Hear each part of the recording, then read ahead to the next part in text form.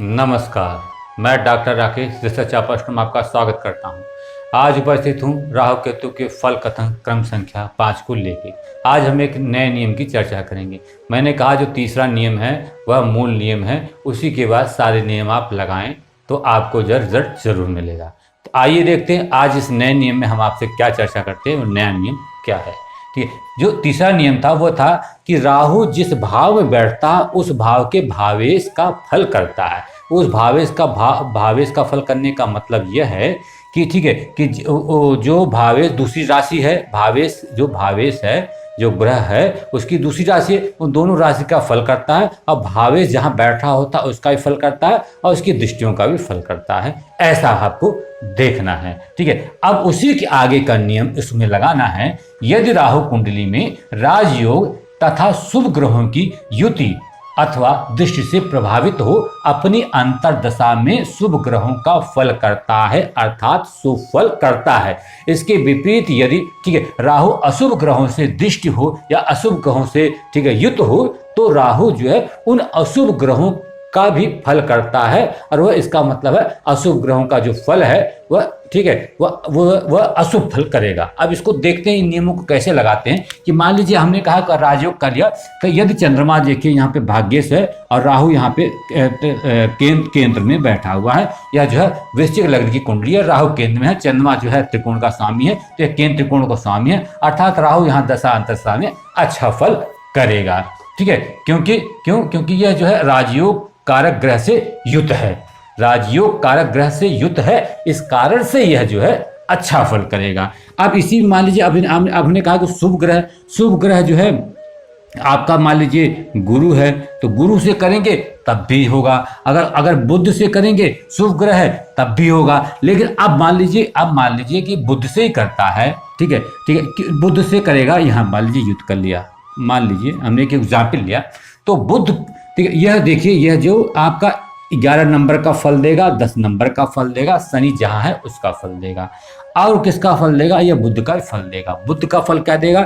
अब यहाँ पे क्या है, बुध है वो 8वें और 11वें भाव का स्वामी है, यह तात्कालिक रूप से अशुभ ग्रह है तो इनका भी फल करेगा, अर्थात यह जो है यहाँ अशुभ युति हुई।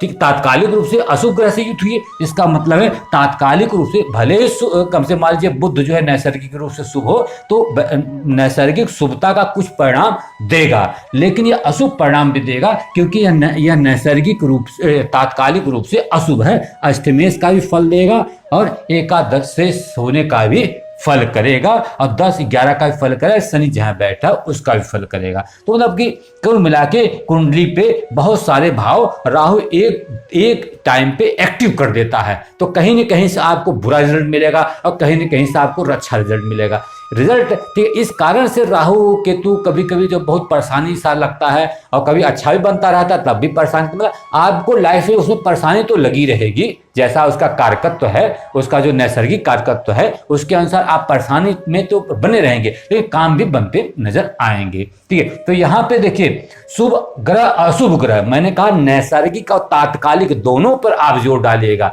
नैसर्गिक और तात्कालिक दोनों। नैसर्गिक तात्कालिक कैसे फल देते हैं? तो जो शुभ फल है और नैसर्गिक वो तो राहु हमेशा देता रहेगा, लेकिन तात्कालिक रूप से अगर बुध अंतरदशा या दशा में आया तो वह तीसरे और 11वें और 8वें भाव का फल करेगा जो आपको बुरा परिणाम मिलेगा। तो कहने का मतलब है राहु मान लीजिए मंगल से युत हो जाए या आपसे कोई क्रूर ग्रह कोई अन्य क्रूर ग्रह से या युत हो जाए, सूर्य से युत हो जाए तो ठीक है, अब मान लीजिए यहाँ पे सूर्य से युत हो जाए, एक उदाहरण और दे देते हैं। तो सूर्य से यहाँ पे केंद्र त्रिकोण का राजयोग तो बना नहीं, सूर्य क्या है इनका, सूर्य जो है क्रूर ग्रह है तो इसका भी फल करेगा।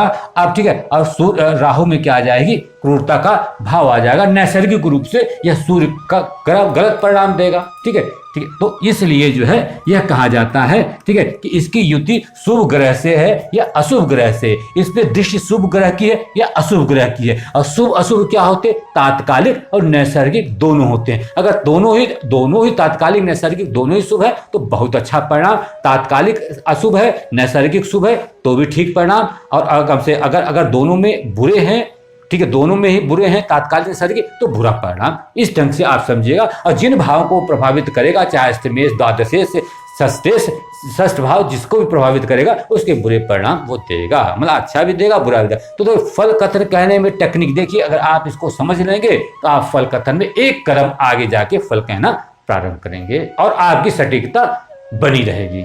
तो आज के एपिसोड में इतना ही। नेक्स्ट एपिसोड में नए नियम के साथ आपके सामने उपस्थित होंगे। तब तक के लिए हमें आज्ञा दीजिए। धन्यवाद।